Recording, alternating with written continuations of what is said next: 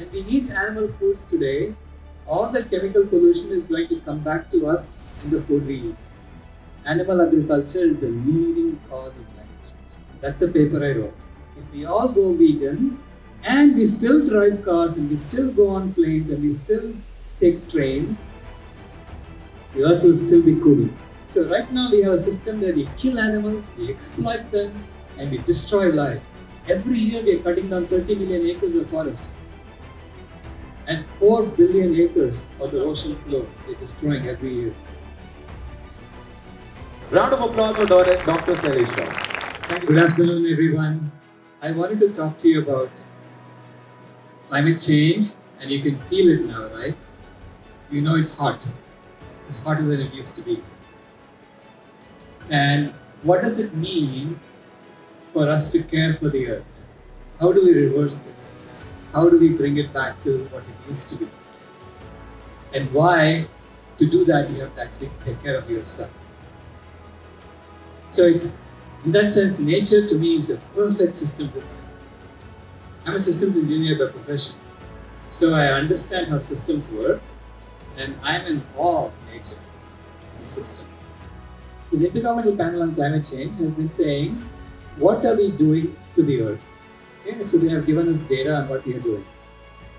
So from their data, if we take all the land that we're using to grow our plant foods, so all the plant foods we eat, so if we take all the land we're using to grow rice, corn, wheat, vegetables, fruits, and we put it all in one spot, it will cover Australia. And that's actually providing 85% of the food we eat today. So we are almost vegan already. 85% of the food we eat is already plant-based worldwide when we calculate it together. Okay?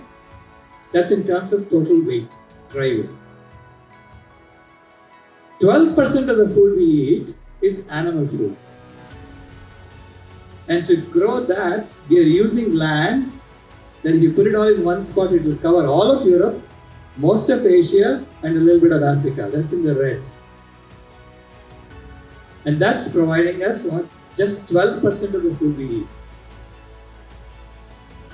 So now there is 3% left, right? Where do we think we get the 3% from? Seafood. So to get that 3% of the food, we have been destroying the entire ocean.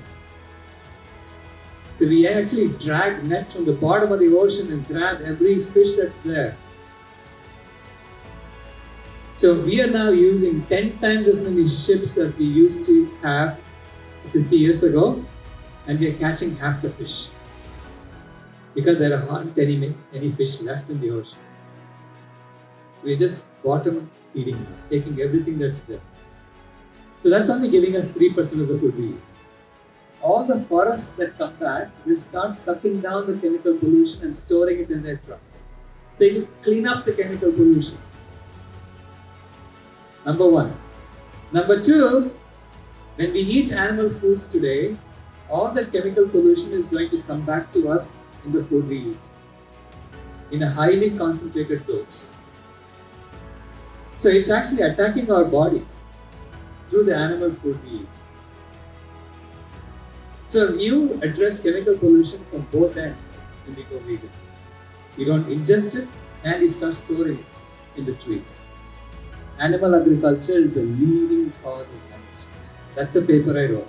Okay? And I had shown that it was responsible for at least 87%. And now with the updated 6th assessment report, I can tell you that it's at least 118%. You ask, how can anything be 118% of something? How can one sector be more than anything else? Do you know why it is greater than 118%? Because if we all go vegan and we still drive cars and we still go on planes and we still take trains, the earth will still be cooling. That's why it's greater than 100%. Okay? So it is a solution that is asking us, is telling us, saying, here is a solution for all of your problems. Do you want to take it or not? You have to change what you're doing. that U-turn. And that's what our generation has to do. Okay? But then there is a straight line, straight path to a McDonald's. And they're tempting you. There's a clown out there saying, hey, come in here. Come in here. Don't worry about the finish line. Don't worry about the marathon. That's what's going on. Do you think we want to do that? Go to the McDonald's and ignore what our ancestors did for the last 500,000 years? No. Not Indians. We will never do that. We honor our ancestors, don't we? So we have to make that U-turn. So it's all about our relationship with life, you know? So right now we have a system where we kill animals, we exploit them, and we destroy life. Every year we are cutting down 30 million acres of forest. And 4 billion acres of the ocean floor we're destroying every year. We're destroying life. From that we have to transition to a way of living that we stop killing, which means ahimsa, go vegan, and restore life as we know it. To me, that's a beautiful way to live. But to do that, we have to first take care of ourselves. So it's not just about taking care of the planet. It's about taking care of ourselves. So as Reynold Niebuhr said, evil is to be traced not back to the individual, but to the collective behavior of humanity.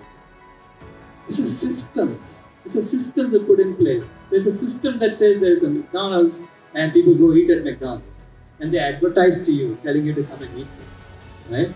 So it's about dealing with that system and changing the system.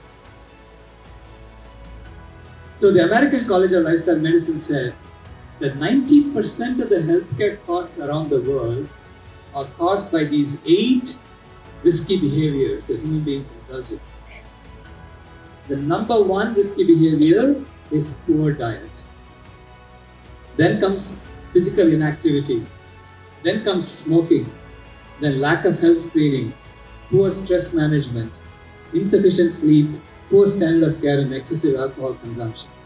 Those 8 things together are causing 90% of the healthcare costs around the world, and they're responsible for 15 chronic diseases.